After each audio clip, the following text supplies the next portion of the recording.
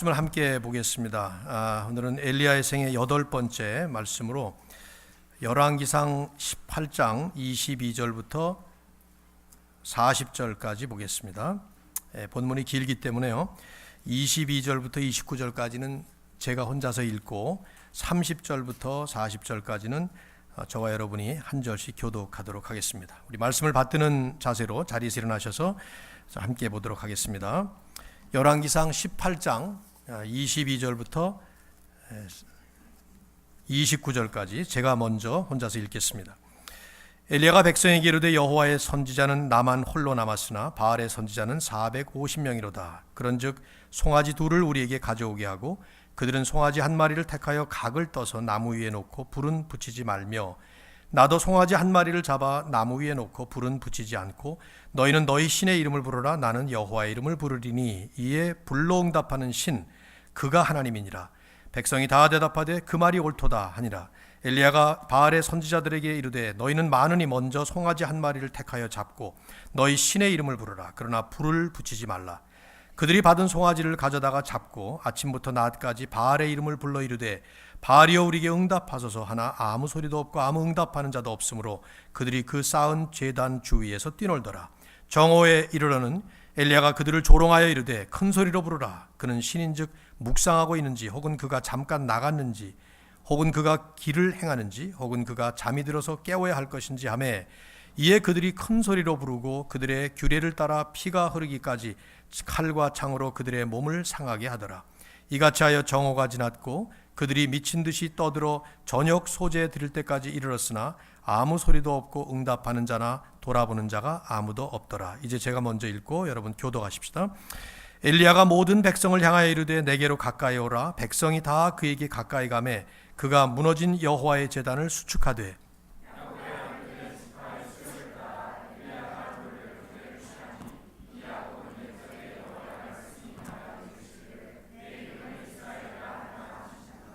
그가 여호와의 이름을 의지하여 그 돌로 제단을 쌓고 제단을 돌아가며 곡식 종자 두세 알을 둘 만한 도랑을 만들고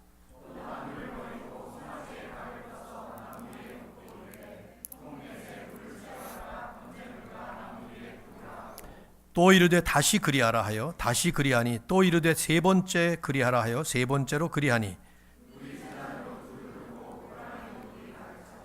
저녁 소재 드릴 때에 이르러 선지자 엘리야가 나아가서 말하되 아브라함과 이삭과 이스라엘의 하나님 여호와여 주께서 이스라엘 중에서 하나님이신 것과 내가 주의 종인 것과 내가 주의 말씀대로 이 모든 일을 행하는 것을 오늘 알게 하옵소서.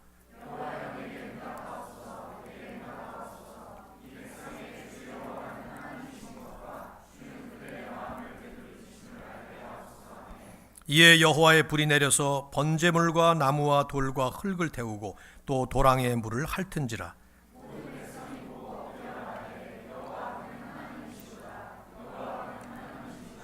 같이 읽습니다. 엘리야가 그들에게 이르되 바알의 선지자를 잡되 그들 중 하나도 도망하지 못하게 하라 하매 곧 잡은지라. 엘리야가 거기서 시냇가로 내려다가 거기서 죽이니라. 아멘. 자리에 앉으시고요. 기도 한번 하고 그리고 말씀을 함께 나누도록 하겠습니다. 하나님 아버지, 또다시 우리가 엘리야의 이 장엄한 현장을 방문하게 됩니다. 주님께서 성령으로 기록하신 귀한 말씀을 통해서 이 말씀을 볼 때 우리도 그 현장에 있는 것처럼 하나님의 살아계심을 목도하게 하시고 하나님께서 역사하시는 것을 체험하게 함으로 세상을 향해 우리 하나님의 살아계심을 증언하는 증거 공동체로 또 증인으로 살아가는 우리의 삶을 축복하여 주시옵소서. 말씀을 놓고 간절한 마음으로 소망하며 예수 그리스도의 이름으로 기도하옵나이다. 아멘.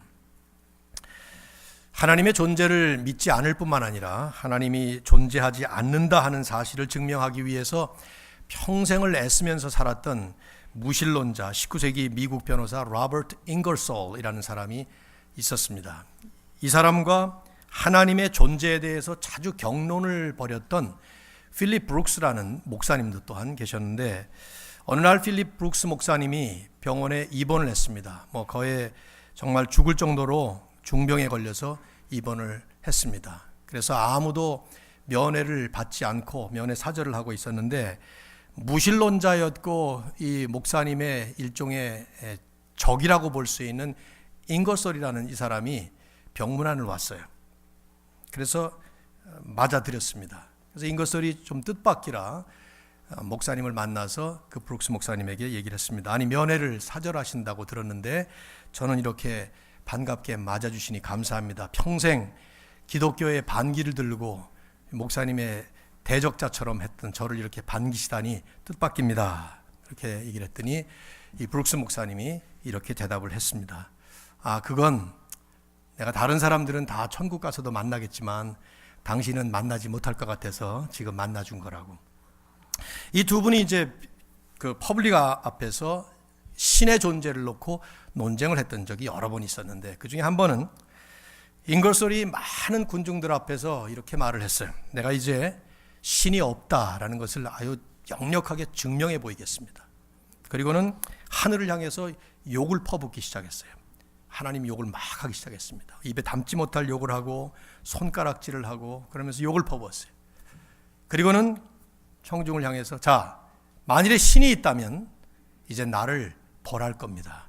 벼락이 내리고 번개가 치고 그러면서 내가 아마 이 자리에 쓰러질 겁니다. 봅시다. 어디 5분이 지나고 10분이 지나고 15분이 지나도 아무런 사인이 없어요. 청중들이 얼마나 사실 조마조마했겠습니까? 보시오, 하나님이 어디 있습니까? 아무 일도 없지 않소. 나 이렇게 멀쩡하지 않습니까? 그리고는 브룩스 목사님을 이렇게 바라봤어요. 그랬더니 브룩스 목사님이 이렇게 대답을 했습니다. 당신은 지금 하나님이 없다는 것을 증명한 게 아니라 하나님이 얼마나 자비로우신 분이신가 하는 것을 증명해 보인 겁니다.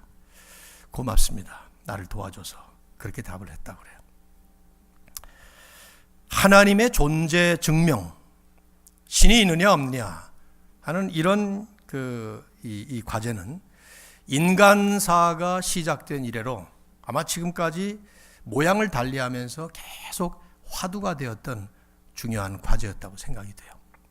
오늘 우리가 이제 보고자 하는 이 본문은 바로 이런 하나님의 존재 증명에 대해서 성경이 보여주는 몇몇 안 되는 아주 좋은 클래식한 예화 중에 대표적인 예화입니다. 수천 명이 보는 가운데 자기가 믿는 신에게 기도를 해서 바로 그 하나님께서 불덩어리를 내려 주셨기 때문에 하나님의 살아계심을 증명해 준 성경이 몇 안 되는 정말 장엄한 그런 이런 광경이 이제 펼쳐지는 것이죠. 그럼 여러분과 저는 비록 성경이라고 하는 한 기록으로 이걸 접하고 있지만 사실은 우리들도 성령의 인도하심을 따라서 우리의 눈이 열리고 그래서 이 장면에서 일어나는 이 현실이 이것이 우리의 삶에 정말 살아계신 하나님이시라면 또 우리가 그런 하나님을 믿고 있다면 우리들도 아마 이 현장에 있는 것과 다를 바 없는 그런 체험을 해야 될 것이라고 생각합니다.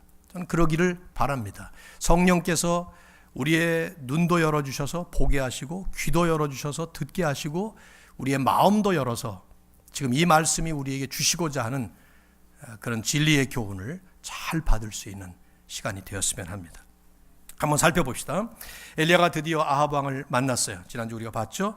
3년의 기근이라고 하는 그 재앙의 원인 제공자가 사실 아합은 자기죠. 원인 제공자가 자기임에도 불구하고 그걸 깨닫기는커녕 오히려 엘리야에게 너 때문에 이런 재앙이 임했다 하고 비난을 하자 엘리야는 아합 왕에게 내가 아니라 바로 당신 때문이요. 당신이 하나님의 말씀을 불순종했기 때문입니다 하고 지적을 하고 나서 갈멜산으로 초청을 했습니다.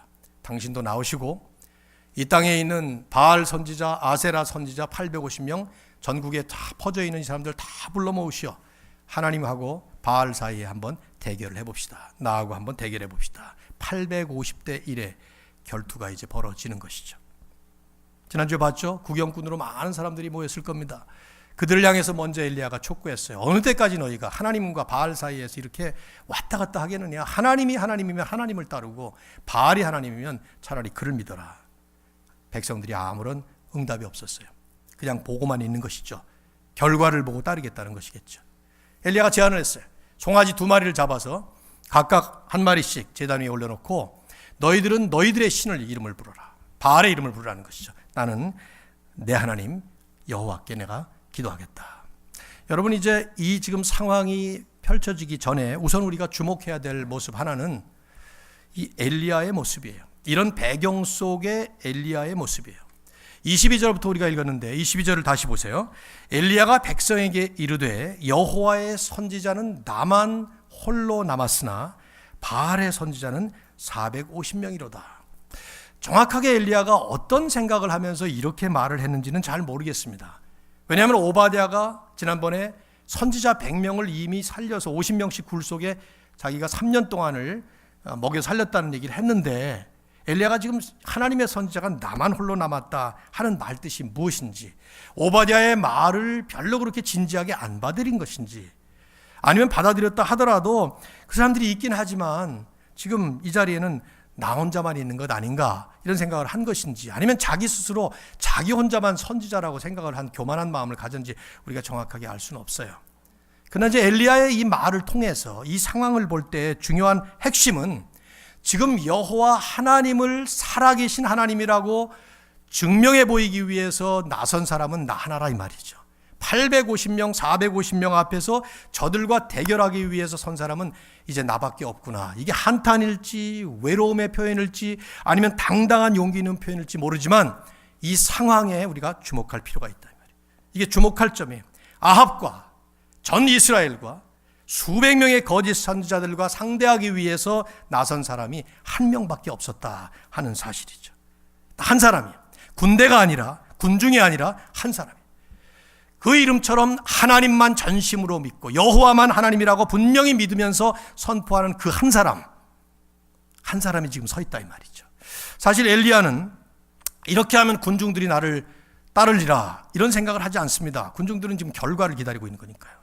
또 100명의 오바댜가 살렸던 선지자들이 나하고 지금 동참할 것이다 이런 기대도 안 하는 것 같아요. 그러니까 나 혼자 남았다 이런 말을 하는 것이죠.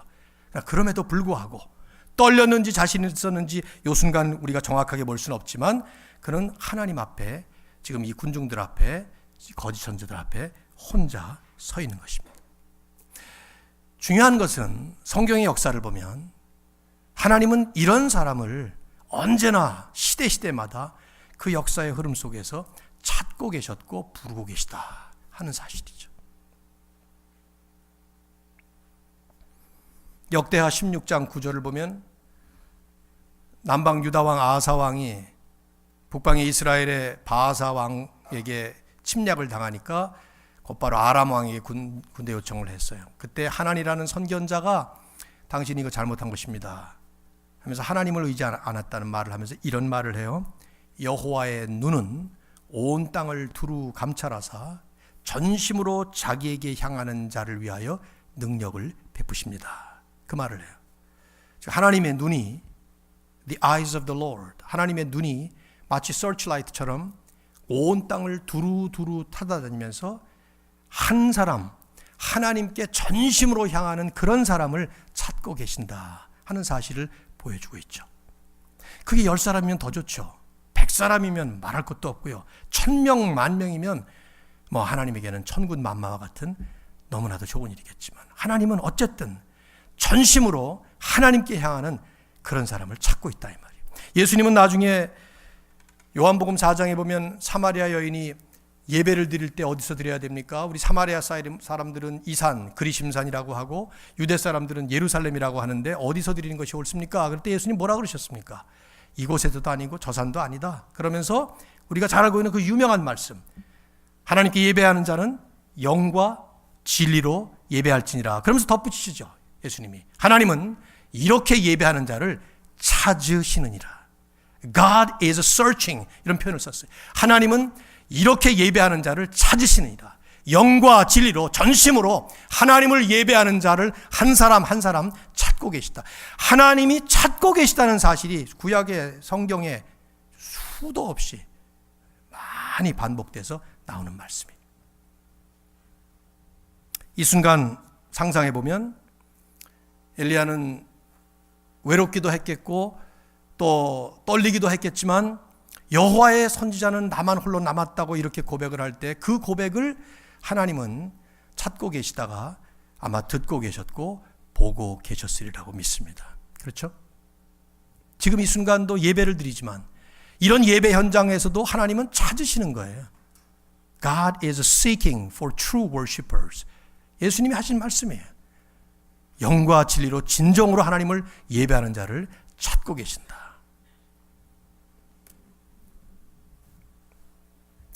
자, 지난 시간에 질문을 제가 했는데요. 왜 엘리야는 비 내리는 시합이 아니라 불 내리는 시합을 했을까? 제가 그리고 답을 미적지근하게 오늘로 미뤘습니다만은, 지난주에도 그런 말씀 드렸습니다만 그냥 상식적으로 쉽게 생각을 해버리면 3년씩이나 비가 내리지 않았으니까 이제는 비가 내릴만 하죠. 한참 비 안 내리다가는 언젠간 내리는 거 아니에요? 그게 이제 자연 현상이니까. 그러니까 만일에 비 내리는 시합을 하게 되면 그게 핵심이긴 하겠지만, 그러나 비가 내리는 순간에 사람들로서는 내릴만 하니까 내렸지 뭐 이렇게 생각할 수도 있는 일이었을 테고, 그러니까 시합다운 시합이 아니고, 또 하나는 바알이 비의 신이기도 하지만 불의 신으로 믿겨지기도 했어요. 천둥 번개가 치면 그걸 바알이 하는 짓이라고 그렇게 봤던 것이죠. 그러니까 이제 불의 신이라고 믿었으니까 불시합을 했으리라고도 볼 수 있겠지만, 구약 성경의 이제 역사를 살펴보면 그보다 훨씬 더 깊은 의미가 이 안에 분명히 담겨 있었습니다. 이게 뭐냐면, 이제 그걸 이제 우리가 이해를 해야 30절 이하에 나오는 엘리야의 그 행동을 바로 이해할 수가 있는데, 구약의 역사 속에서 하늘에서 불이 내린 적이 3번이 있었습니다. 기억이 나시나요? 성경 읽으시는 분들? 3번 있었어요. 이때까지. 이게 지금 4번째예요. 첫 번째는 레위기 9장입니다. 이스라엘이 출애굽을 한 다음에 광야에서 하나님께서 내가 너희들과 함께 한다는 것을 상징적으로 보여주는 그 한 물건을 성막을 짓도록 했죠. 그래서 그 태버네클이라고 하는 이동식 성전을 만들었는데, 그 성막이 처음 건축되고 나서 아론이 제사장으로 뽑혀서 아론과 레위 지파가 제사장 직분이 됐을 때 아론이 첫 번째 제사를 드립니다. 그때 그 제물을 하늘에서 하나님이 불덩어리를 내려서 태움으로써 받으셨다고 하는 것을 보여줍니다. 하나님이 기쁘게 받으셨다. 레위기 9장 24절이에요. 두 번째는 역대상 21장입니다. 이때는 다윗이 오르난이라고 하는 사람의 타작마당에 제단을 쌓고 이제 거기에 제물을 올리는데, 거기서 역시 하늘에서 불이 내려요. 그 이유는 그 오르난의 타작마당이 나중에 훗날 솔로몬 때 가서 성전이 건축되는 장소가 되는 거죠. 그러니까 하나님이 바로 이 자리를 성전 건축 자리라고 인정하시는 그런 의미가 있었던 것이죠. 드디어 역대하 7장에 가면은 세 번째로 솔로몬이 그 자리에 성전을 건축을 하고 완성을 합니다. 그때 하나님께 제사를 드릴 때 하나님이 그걸 받으시는 증표로 또 한 번 하늘에서 불을 내려서 제물을 태우시죠. 이 3번의 불들은 각각 역사적으로 비록 다른 시기에 좀 다른 의미를 가지긴 했지만, 공통점은 모두가 다 일방적으로 하나님께서 내리신 불이었다는 점이에요. 3번 모두가 다 하나님께 드려진 제물 위에 내려진 불이었고, 또 그 제물을 받으시는 증표로서 하나님께서 하나님의 불로 하늘에서 내리신 그런 3번이었어요. 이제 구약 역사상 4번째로, 그리고 마지막으로 갈멜산의 불이 내린 것입니다. 갈멜산의 불 역시 마찬가지. 엘리야가 지금 갈멜산에서 불을 내리고자 하는 것은 사람들을 깜짝 놀라게 하는 깜짝 쇼를 하기 위해서 한 게 아니에요. 단순히 그냥 그런 일을 위해서 한 게 아니라 하나님이 살아계시다고 하는 그 분명한 증표로서 이 역사의 흐름 속에 계속되는 하나님의 그 계시의 과정 속에서 하나님이 살아계시다 하는 것을 아주 분명하게 종지부를 찍는, 피리어드를 찍는 그런 불이었어요. 거기다가 이제 하나 더 첨가한다면, 아직 나오지 않았습니다만은 엘리야가 이제 기도를 할 때 이 불의 의미를 또 첨가합니다. 이게 뭐냐면 백성들의 죄를 대신해서 하나님께 드려지는 일종의 대속 제물이었습니다. 그걸 이제 하나님이 받으시도록 하는 그런 의미가 있었던 것이죠. 23절부터 쭉 보시면 450명이 먼저 하루 종일 그냥 미친 듯이 광란의 제사를 펼쳤습니다. 바알이여 응답하소서. 엘리야가 반나절쯤 지난 다음에 야, 큰 소리 쳐라. 더 크게 떠들어라. 아무 소식도 없습니다. 칼로다가 몸을 찢고 창으로 찌르고, 그 이방 제사들 가운데는 그 피를 내면 신들이 흥분한다고 생각하는 그런 그 종교들이 많이 있었어요. 아마 그런 중에 하나였던 것 같아요. 하루 종일 저녁 때가 되어서 엘리야가 드디어 나서는 거예요. 이제 우리가 30절부터 40절까지 나오는 그 엘리야의 말, 몸짓, 행동 그 하나하나에 사실은 주목할 필요가 있어요. 여러분, 이게 지금 드라마로 연출되는 것인데 잘 보시면서 그 장면을 한번 살펴보십시오. 제일 첫 번째로 주목할 것은 엘리야는 무너진 하나님의 제단을 먼저 거기에 수축하기 시작합니다. 자, 30절, 31절 같이 한번 읽어봅시다. 30, 31. 자, 시작.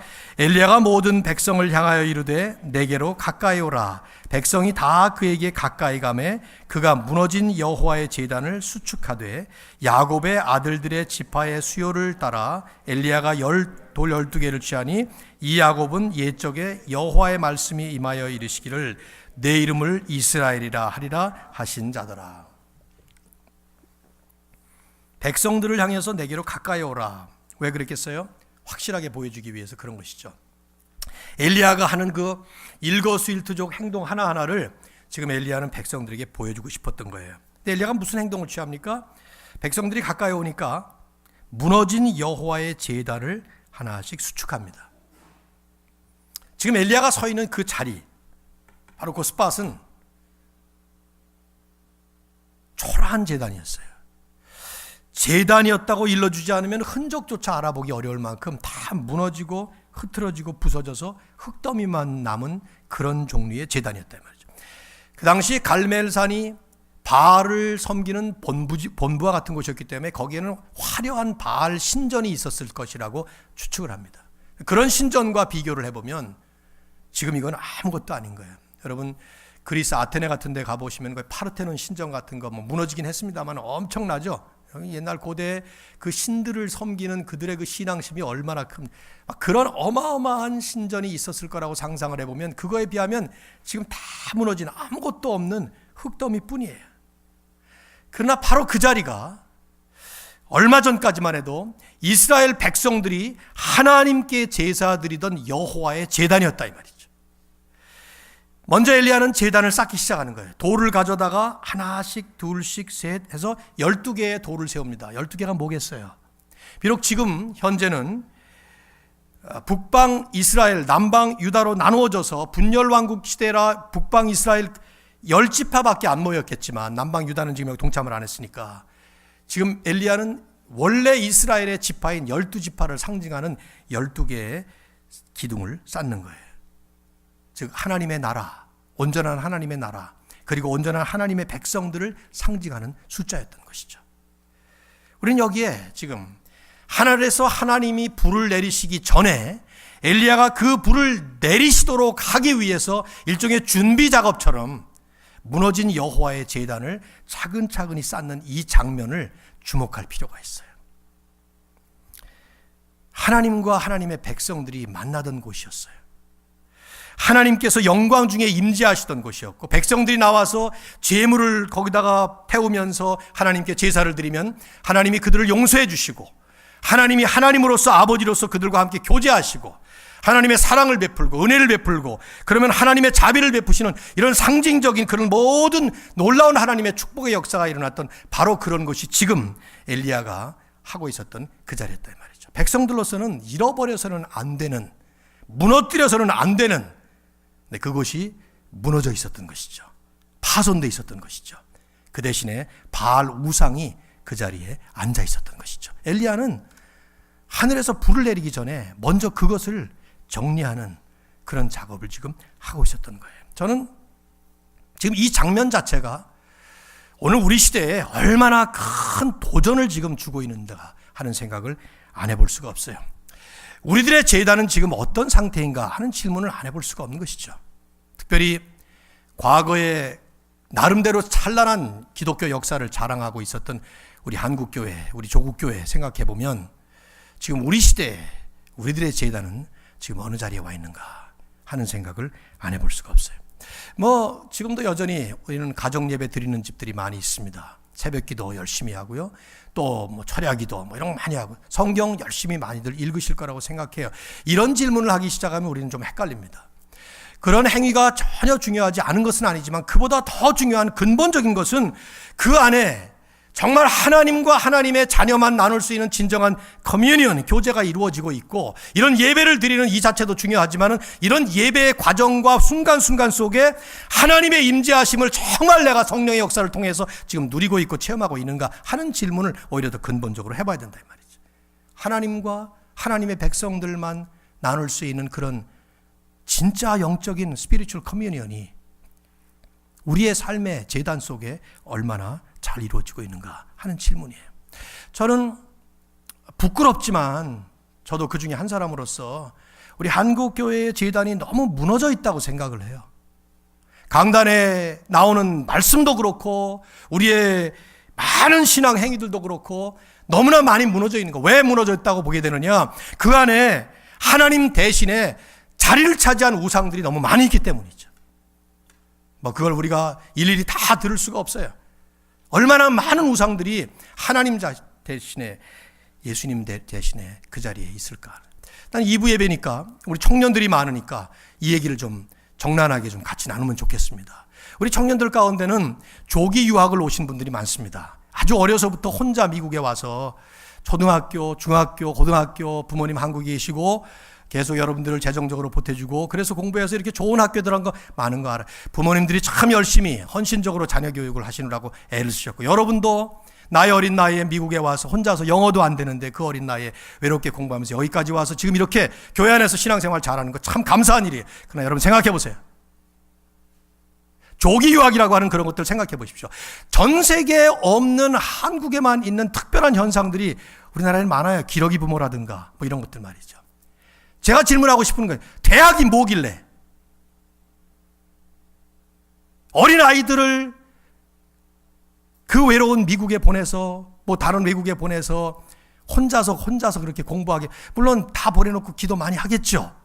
더 근본적인 질문하는 것은 무엇이 더 중요한가? 한국에서 14년 동안 목회를 하면서 저는 누가 만든 말인지 모르지만 실감했어요. 대한민국의 최고의 종교는 기독교도 아니고 천주교도 아니고 불교도 아니고 대학교다 하는 말에 저는 공감을 했어요. 아이가 고등학교 3학년만 되면 모든 거 다 올스톱하고 수련회를 갈 생각을 합니까? 목사도 신방을 못 가. 목사가 신방 가서 거기서 앉아서 찬송 부르고 떠드는 그 소리가 시험 공부를 하고 있는 수험생에게 방해된다고 그 1년 동안 모든 게 다 올스톱이에요. 내가 이 모습을 보면서 정말 대한민국은 이 학벌 우상 때문에 기독교가 힘을 못 쓰고 있구나 하는 생각을 아주 절감했었습니다. 우리 아이들 셋이 전부 다 한국에 있으면서 시민권자로 있었어요. 같은 목사님들, 동역자들도 그 중에 많은 사람들도 아이들을 조기 유학으로 미국에 보내서 또 호주도 보내고 캐나다도 보내고 그랬는데 내가 그때마다 같이 챌린지를 많이 했어요. 자녀 교육을 부모가 붙잡고 앉아서 예배드리고 기도하고 말씀 보고 하는 것이 원칙이지 그게 원칙이겠는가. 오히려 제가 비난을 많이 받았죠. 왜 시민권 갖고 있는 아이들을 미국에 안 보내냐고 그런 얘기를 했는데, 저는 이건 너무 개인적으로 제가 지금 얘기를 하고 있긴 하지만은 여러분 그냥 이론적으로만 우리가 얘기할 게 아니에요. 지난 세대에 목숨을 걸고 지켜왔던 그 복음의 역사가 지금 우리 가운데 현실적으로 현실에 일어나고 있는가 질문해 봐야 됩니다. 자꾸 옛날 얘기를 하면은 젊은이들은 듣기 싫어하지만 한 번 더 들으십시오. 내가 중고등학교 때 지금도 잊어버릴 수 없는 그 그림이, 우리 어머님이 토요일 저녁이 되면 다리미로 구겨진 지폐를 다리는 장면이에요. 아니 그 참 이해가 안 됐어요. 내일 헌금을 내야 되는데 주머니를 꺼내봐야 다 구겨진 돈이었으니까, 우리가 좀 어렵게 살아가지고 그렇게 푼 돈이었으니까 이 돈을 어떻게 드리나 해가지고 구겨진 돈을 못 드리겠다고 저녁이 되면 다리미를 갖다 놓고 그걸 데리고 있는 어머니를 보고 여러 번 얘기를 했어요. 어머니, 그거 전기 다리미로 다리시는 그 전기세 아껴가지고 차라리 교회에다가 더 내시는 게 낫지 않겠느냐고. 그런 말에 대꾸도 안 하셨죠, 우리 어머니는. 그래도 이걸 어떻게 하나님께 드리냐. 아니 1,000원짜리 구겨진 것도 1,000원이고 안 구겨진 것도 1,000원 마찬가지 아니에요, 그거? 지금 생각해보면 우리 전 세대의 그 어른들이 하나님 앞에 예배를 드리기 위해서 마음을 다해서 성실하게 그렇게 준비했던 그 모습이 좀 너무 지금 우리에게는, 얼마 전에 아들하고도 디베이트를 했습니다. 그 미국 교회들이 많이들 그렇게 한다고 하는 얘기를 들으면서 말이죠. 교회를 못 나와도 온라인으로 전부 다 헌금들을 보낸대요. 교회에다가. 그 얘기를 듣고 그거 참 편리한 생각이다. 그럼 재정에 별로 영향을 안 받겠구나. 우린 눈 한 번 왔다 그러면 교회 예배 못 드리니까 예배 못 드리고 나면 재정이 반으로 줄고 뭐 3분의 1 줄고 그러잖아요 지금. 그런데요. 그 다음에 보충이 안 된대요. 그래서 온라인으로다가 이렇게 한다 그러더라고. 우리 주변에 있는 교회들이. 그래서 그 참 좋겠다는 생각이 들었지만 그렇게 할 때 헌금을 드리면서 하나님 앞에 드리는 내 마음의 헌신의 자세들은 어떻게 유지할 수 있을까 하는 생각이 들어서 제 다음번 목사님 오셔서 아마 그런 제도를 실시하시면 더 좀 효과가 있을지는 모르겠습니다만은 여러분 한번 곰곰이 생각해 보십시오. 지금 여러분의 제단에는 하나님이 하나님으로 앉아 계신가요? 여러분 가정, 여러분 개인 앉아 계십니까? 아니면 그 자리에 혹시 나도 모르는 우상이 지금 여기처럼 이렇게 앉아 있는가? 말씀을 준비하면서 엄청난 도전을 많이 받았습니다. 그리고 책임감도 느꼈고요. 죄책감도 일어났고 하나님 앞에 회개하는 일도 있었고 세대를 거듭해 가면서 여호수아 시대에 역사하셨던 그 하나님을 사사 시대가 시작되면서 잊어버리자 점점 더 내리막길로 내려갔던 그 시대의 그 모습이 자꾸만 떠올라서 앞으로 미국이나 한국이나 우리의 다음 세대, 다음 장래는 어떻게 가야 될 것인가, 역시 하나님밖에 매달릴 곳이 없구나 하는 생각을 더 역력하게 했습니다. 여러분들 공부 열심히 잘하셔서 청년들 이곳에서 여러분이 가지셨던 그 계획, 꿈 이런 걸 잘 현실적으로 실천적으로 프랙티컬하게 잘 이루어 가십시오. 그러나 그 가운데 중심에 하나님이 빠지시면 안 됩니다. 하나님을 잃어버리면 안 됩니다. 늘 감사한 것이 금요일 저녁이 되면 이 필라델피아 시내가 온통 파티 분위기로 젊은이들로 가득, 대학촌이니까. 그런데 우리 교회 안에는 금요일 날마다 신실한 청년들이 모여서 찬양하고 예배드리고 기도하고 함께 말씀으로 고민을 나누고 하는 모습을 볼 때마다 하나님은 이곳을 보고 계시겠구나 그런 생각을 했습니다. 그러나 단순한 모임으로 끝나지 마시고 그 안에 진정한 하나님이 살아계시고 하나님과 함께 깊은 교제와 축복을 나누는 그런 자리가 될 수 있기를 주의 이름으로 축원합니다. 제단을 복구한 다음에 엘리야는 이상한 행동을 해요. 32절 이하를 보십시오. 제단을 쌓고 제단을 돌아가면서 곡식 종자 2세알을 둘 만한 또랑을, 세알이라는 말은 뭐라고 표현해야 되나요? 용량 단위입니다. 용량. 그러니까 한 세알은 약 8리터 정도 해당돼요. 그러니까 2세알이니까 한 16리터 정도 되겠죠. 물을 통 4세 채워다가 번제 물, 그러니까 송아지 위에, 나무 위에 붓습니다. 그리고는 또다시 하라, 또 붓습니다. 3번째로 그리하라. 35절에 보면 그래서 3번째로 3번 부었어요. 물을. 그랬더니 물이 제단 위로 철철 넘쳐 흐르고 또랑에도 물이 가득 찼다 말씀을 합니다. 여러분 성경을 자세히 읽다 보면 너무 자세히 읽다 보면 사실은 불필요한 이제 궁금증이 생기는데 이 물이 어디서 났을까 이런 궁금증이 생기잖아요. 지금 기근인데 물을 못 구해서 지금 방금 전까지만 갈멜산이 있는 자리가 지중해 바로 옆이에요. 그러니까 그건 전 추측을 하죠. 바닷물 떠왔을 거다 생각하는 것이죠. 그러면 충분히 물 채울 수 있으니까. 어쨌든 그건 초점이 아니니까 넘어가시고, 왜 이렇게 하고 있나? 성경이 지금 이렇게 묘사하고 있는 그 모습은 엘리야의 모습인데 지금 불 내리겠다는 사람이 지금 이건 왜 하는 거예요?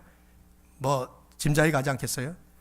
보통 불로는 태울 수 없을 만큼 완전히 물더미를 만드는 것이죠. 이제 내려지는 불은 그냥 불 가지고는 이게 안 태워지는 거죠. 송아지가 물송아지가 되지 않았어요, 지금? 제단이 전부 물바다가 되지 않았어요. 그 당시에 이제 이런 식으로 일종의 마술처럼 거짓 제사장들이나 이방 종교의 제사장들은 불 내린다고 하면서 밑에서 무슨 수작을 부려서 불을 지피기도 하고 그렇게도 했답니다. 우리가 너무 오래된 데니까 정확한 근거는 없지만 말이죠. 그런 게 아닌 정말 하나님이 지금 불을 내리실 것이기 때문에 엘리야는 이런 거예요. 여러분 무슨 모습을 봅니까? 엘리야가 지금 너무 자신만만한 거예요. 자기에 대해서가 아니라 이제 분명히 하나님이 불을 내려주실 것이고 하나님이 내리실 그 불은 보통 불이 아니다, 그런 것이죠.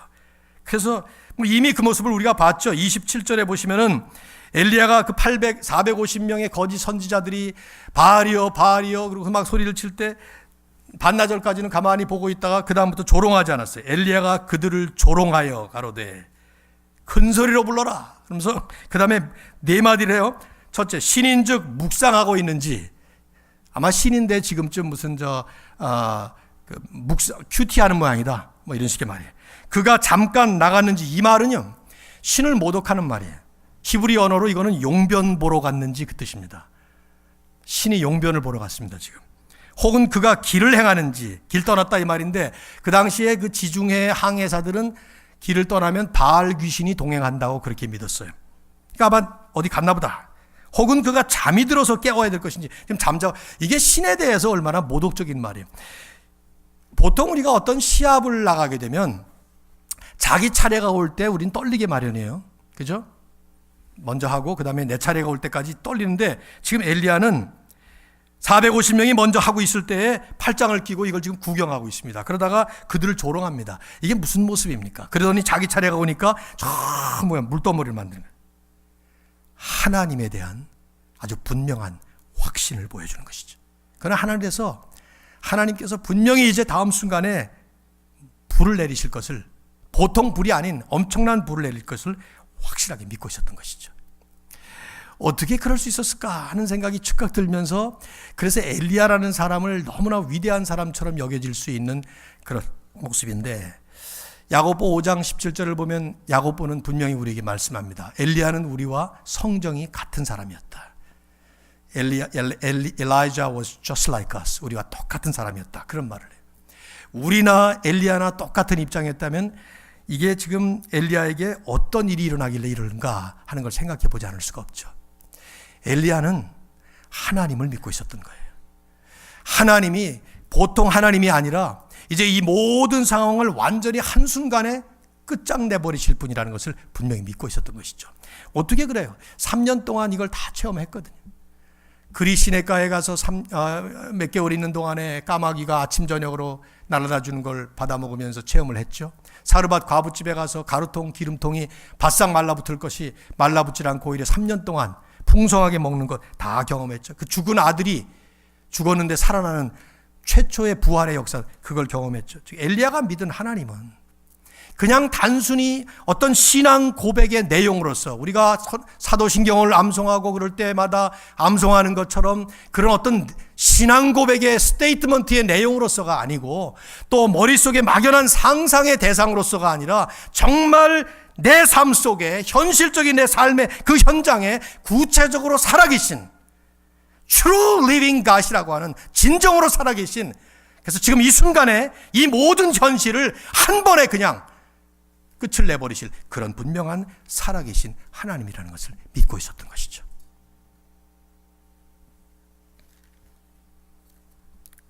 여러분, 우리에게 얼마나 큰 도전입니까?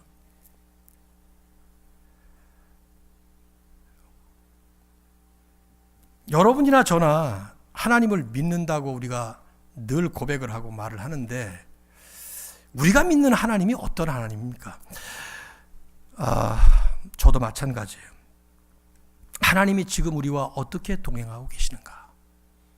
정말 이렇게 엘리야처럼 내 삶의 구체적인 현장, 내 지금 밤잠을 자지 못하게 하는 이 문제를 놓고 하나님이 현실적으로 하나님으로서 역사하실 수 있는 그런 분.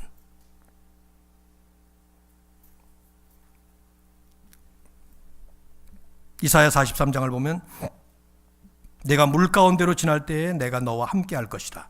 강을 건널 때에 그 물이 너를 침몰하지 못할 것이다. 내가 불 가운데로 지날 때에 타지 아니할 것이요 불꽃이 너를 사르지도 못할 것이다. 다니엘서에 보면은 다니엘의 세 친구 사드락 메삭 아벳느고가 이걸 그대로 그냥 보여주죠. 느부갓네살 왕이 금신상을 만들어 놓고 절하라고 그러는데 절하지 않습니다. 이거 절하지 않으면 용광로 같은 풀무불에 집어넣겠다. 그리고 그 불을 보여주면서 야, 이 불에서 누가 구할 수 있느냐? 어떤 신이 과연 What kind of God is able to save you? 하고 그렇게 설명을 묻잖아요. 그때 사드락, 메삭, 아벳느고 세 사람이 그렇게 말하죠. 우리를 거기에 넣는다 하더라도 우리가 믿는 하나님은 우리를 능히 구하실 것이고, 첫째, 하나님의 능력을 믿는 거죠.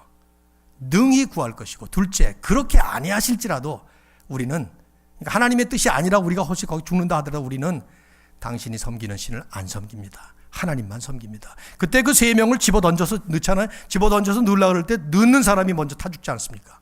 근데 세 사람을 집어 던졌는데 어떤 일이 일어났어요? 그 안에서 이 세 사람이 전혀 끄슬리지도 않을 뿐만 아니라 인자 같은 사람 어떤 한 분이 나타났습니다. 그리고 그 세 사람과 같이 그 안에서 걸어 다닙니다. 많은 성경학자들은 그 나타나셨던 인자 같은 분이 예수 그리스도로 완전히 성육신에서 우리 가운데 오시기 전에 삼위 하나님의 제2위 성자 그 하나님께서 일시적으로 그때마다 간헐적으로 나타나셨 바로 그것이다. 그렇게 보죠. 저도 그렇게 봅니다. 글자 그대로 불 가운데 지날 때에 타지도 아니할 것이요 불꽃이 너를 사르지도 못하리니. 근데 그걸 다니엘의 세 친구 사드락, 메삭, 아벳느고는 믿었던 것이죠. 하나님이 그런 하나님이라는 사실을 믿었던 것이죠.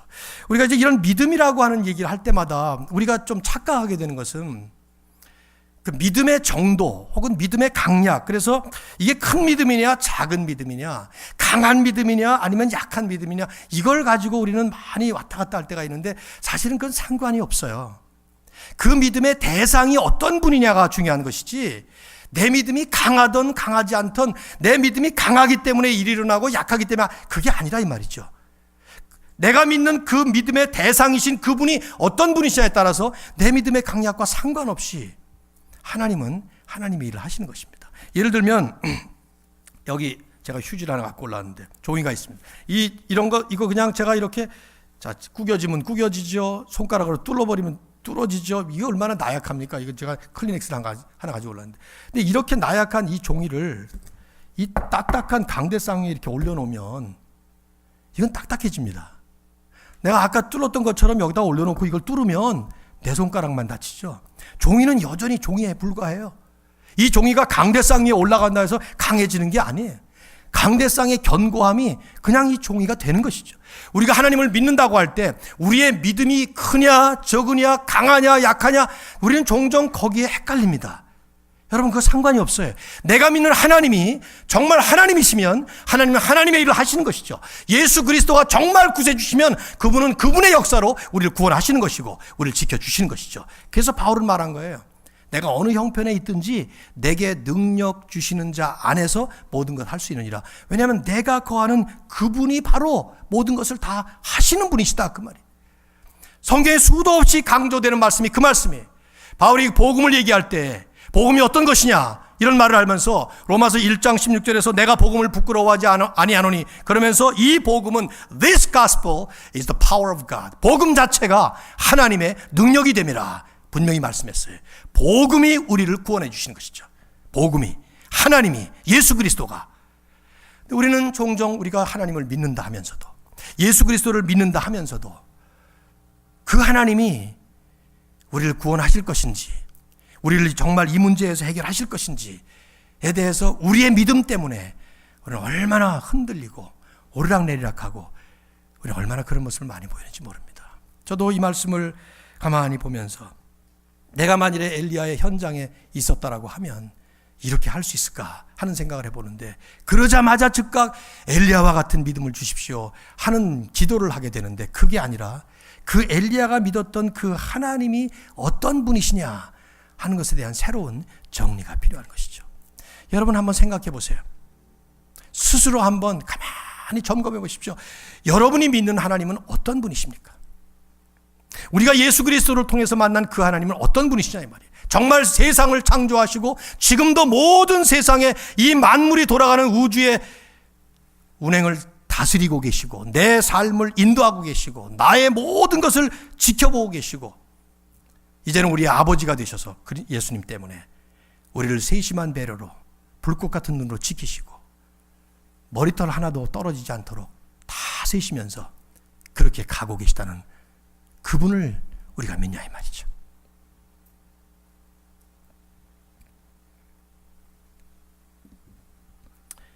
기독교인들 가운데 디프레션 환자가 꽤 많습니다. 불면증 환자 아주 많습니다. anxiety problem 때문에 치료를 받고 있는 분들도 많이 있습니다. 제가 중학교, 고등학교 6년 동안 불면증에 시달렸어요. 그 덕에 공부는 열심히 했죠. 잠이 안 오니까 할 게 공부밖에 없으니까.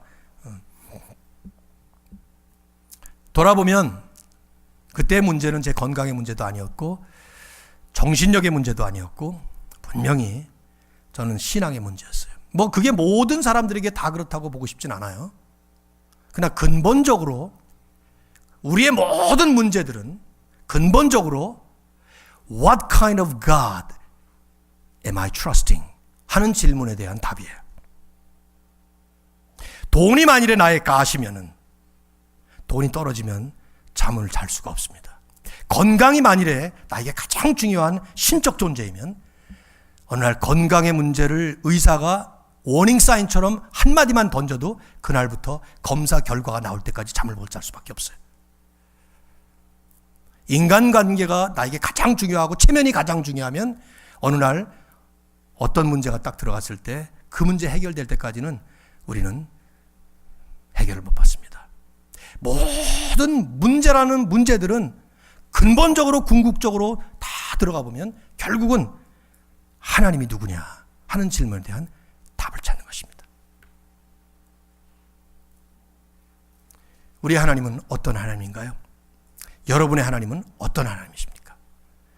여러분이 공부하는 현장에, 직장 생활하는 그 자리에, 인간관계가 깨졌을 때, 체면이 망가졌을 때, 혹은 여러분이 하는 모든 것들을 가장 중요하다고 생각하는 그 문제를 놓고 해결의 방책을 찾지 못했을 때 거기 질문해 보셔야 돼요. Where is God in this? 여기에 하나님은 어디 계시는가? Where is Jesus in this problem? 이 문제에 예수님은 지금 어디 계시는가?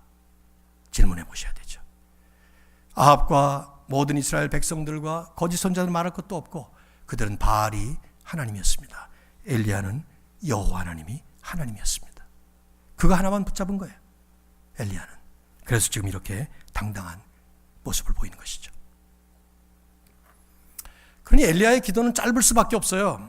지저분하게 길게 할 필요가 하나도 없어요. 지금 모든 게 다 끝났어요. 그 짧게 합니다. 바알 선지자들이 하루 종일 기도했던 것과 너무 대조적으로 36절, 37절 딱 2절 그렇게 기도하죠. 제가 볼 때 2마디 기도를 했어요. 보십시오. 36절 중반부터 아브라함과 이삭과 이스라엘의 하나님 여호와여 주께서 이스라엘 중에서 하나님이신 것과 내가 주의 종인 것과 내가 주의 말씀대로 이 모든 일을 행하는 것을 오늘 알게 하옵소서. 알게 하옵소서. 알리는 게 목적이에요. 두 번째 37절 같이 읽어봅시다. 시작.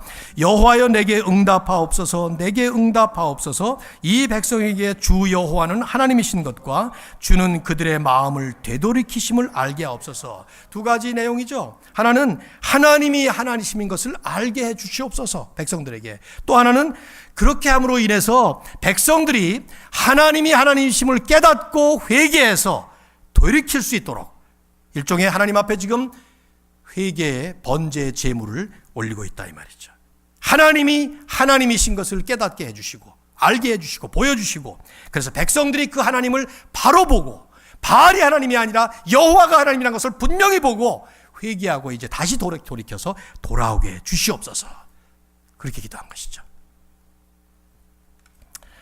이건 기도의 모델이라고 보기보다는 엘리야가 보여주는 그 믿음의 대상이 어떤 분인가를 보여주는 거예요. 기도의 모델은 이제 다음 순간에 나옵니다. 엘리야가 기도가 끝나자마자 제가 생각하는 그냥 한 1, 2분 기도했을 것 같아요. 내 생각에 이렇게 했으니까. 상상해 보세요. 이 장면을. 밑에서부터 조그만 불씨가 이렇게 일어나더니 해가지고 불 살리듯이 살린 다음에 장작에 불이 붙고 재물에 불이 붙고 몇 시간 동안 재물을 태우다가 재가 된 게 아니라 이 말이에요. 엘리야가 기도가 끝나자마자 뜨겁기 화력이 1000도 혹은 10,000도가 넘는 엄청난 화력을 가진 어마어마한 불덩어리가 하늘에서 확 내리더니 순식간에 재물, 제단, 흙, 나무, 도랑까지 싹 여기 38절을 보시면 도랑에 물을 핥은지라 이런 표현 핥았다. 이 히브리어의 라하크라고 하는 말은 여러분 그 불 날 때 보시면 그 불이 산불 나는 거 보셨나요? 저는 LA에서 한번 그 샌디에고에 이렇게 내려가다가 옆에서 산불이 따라오는 그때 노진준 목사님하고 같이 가다가 얼마나 놀랐는지 산불 속도가 우리가 달리는 차 속도만큼이나 빠르더라고. 근데 진짜 그 불길이 무슨 혀가 핥아가지고 핥아서 따라오는 것 같아. 막 따라오는데 그 장면이 지금 불이 내리더니 이 도랑물 물을 확 핥아버린 것이죠. 그러면 순식간에 날아가 버린 거예요. 제가 여러분하고는 영화를 보기가 좀 어려울 것 같아요, 내 생각에. 배너 같은 이제 마차 장면을 봐도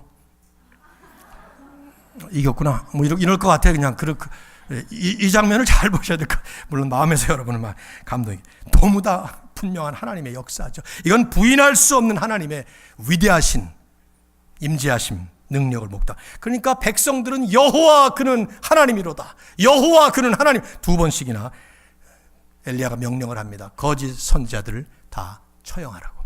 이건 단순히 그들을 죽이자는 데의 목적이 있는 게 아니라 그들은 사탄의 자녀들이었던 셈이죠. 하나님이 징계를 내리시고 심판을 내리신 것이죠. 우리가 이거 잘못 적용을 해서 우리가 이름으로 인해서 뭐 이슬람의 무슨 임맘이나 이런 사람들을 잡아다 죽이다 이렇게 적용을 하시면 절대로 안 되니 그런 적용이 아닙니다. 하나님의 살아계심을 그대로 보여주는 그런 내용일 뿐이에요. 구약의 마지막 불인 갈멜산의 불, 그것은 하나님의 살아계심을 역력하게 보여주는 증거로서의 불이었던 것입니다. 그리 시내가에서 엘리야만 체험했던 살아계신 그 하나님은 사르밧 과부집에서는 엘리야와 과부와 아들 3사람에게 보여주셨고, 그러다가 지금 갈멜산의 불을 통해서는 모인 모든 사람들이 역력하게 하나님을 볼 수 있도록 보여주셨던 것이죠. 아쉬운 것은, 정말 아쉬운 점은 백성들은 이 장면을 보면서 이 순간 이 자리에서는 흥분했어요. 그래서 하나님을 찬양하는 듯 했습니다. 여호와 그는 하나님이시로다. 그러나 곧바로 타락의 길로 다시 들어갑니다. 아합과 이세벨은 이 장면을 보면서도, 이세벨은 없었지만 소식을 들었으면서도 아주 아랑곳하지 않아요. 전혀 요지부동입니다. 오히려 더 사악하게 엘리야를 죽이겠다고 19장에서 협박 편지를 보냅니다. 놀라운 갈멜산 기적을 경험하고도 이 초자연적인 놀라운 역사를 여러분과 제가 만일에 그 현장에 있었다면 어떻겠냐 이 말이죠. 근데 전혀 변화다운 변화는 일어나지 않습니다. 그래서 엘리야는 이제 19장의 그 다음 장면에 낙심을 하게 되는 것이죠. 여러분, 우리에게 필요한 것은 갈멜산의 불이 아니에요. 갈멜산의 불 같은 것은 더 이상 떨어지지 않습니다. 성경적으로 볼 때 이게 마지막이에요. 우리가 갈멜산의 불 운운하면서 이런 이적을 요구하는 것은 성경을 잘못 보는 것입니다. 왜냐? 갈멜산의 불을 통해 하나님의 살아계심을 보여주셨던 그 하나님은 이제는 갈멜산이 아니라 예수 그리스도를 오시게 함으로 인해서 하나님의 살아계심을 역력하게 우리에게 증거하셨기 때문이죠. 그래서 더 이상 이런 식으로 기적적인 현상으로 혹은 꿈에 현현하심으로 혹은 천사를 보내시거나 여호와의 사자 같은 그런 모습으로 나타나셨던 하나님의 초자연적인 일시적인 그런 나타나심은 모두가 다 목적이 하나님을 보여주기 위한 것인데, 예수 그리스도를 보내심으로 인해서 이제 완벽하게 그 안에서 완성하신 것이죠. 그 마지막 때 예수님이 우리에게 오신 거예요. 히브리 1장 1절에 분명히 말씀하죠. 과거에 계속 그렇게 하셨던 하나님은 그리스도를 통해서 이제는 완벽하게 이루셨다. 그래서 요한은 요한복음 1장 14절에서 그 유명한 말씀하잖아요. 말씀이 육신이 되어 우리 가운데 거하심에 우리가 그의 영광을 보니, 그리스도의 영광을 보니 아버지의 독생자의 영광이요 은혜와 진리가 충만하더라. 그 안에 하나님의 충만함이 다 있었어요. 18절로 내려가면 본래 하나님을 본 사람이 없지만 바로 그 독생하신 하나님이 모든 것을 다 나타내셨다. 그리스도를 통해서 하나님은 하나님으로 완성된 모습으로 우리에게 찾아오신 것입니다. 여러분과 저는 바로 그 예수님을 믿음으로 인해서 우리는 하나님을 이제는 믿게 된 것이죠. 어떤 면에서 우리는 날마다 갈멜산의 불을 체험하고 사는 것입니다. 왜? 갈멜산의 불의 완벽한 모습이신 예수 그리스도가 우리 안에 계시기 때문이죠. 그 예수님 때문에 이제는 하나님이 우리의 삶에서 얼마나 많은 역사를 하는지 우리는 그것을 전부 체험하고 사는 것이죠. 이제 우리는, 저나 여러분은요, 엘리야가 했던 것처럼 하나님의 살아계심을 증거하는 일에 쓰임받았던 것처럼 그리스도를 통해서 하나님의 살아계심을 증거하는 증인으로 부름받은 거예요. 사도행전 1장 8절이 그거예요. 바로 너희는 이제 증인이 되어서 땅끝까지 나를 증언하리라. 오늘 갈멜산의 이 불에 완벽한 예수 그리스도라고 하는 분을 만난 이상 더 이상 우리에게 필요한 것은 이제는 그리스도를 통해서 우리 안에 하나님의 역사하심이 누려지고 살아계신 하나님이 정말 내 삶 속에 살아계시는 하나님이시기 때문에 걱정, 근심, 염려, 무거운 짐들이 그 주님의 역사하심을 통해서 사라지는 바로 그 체험.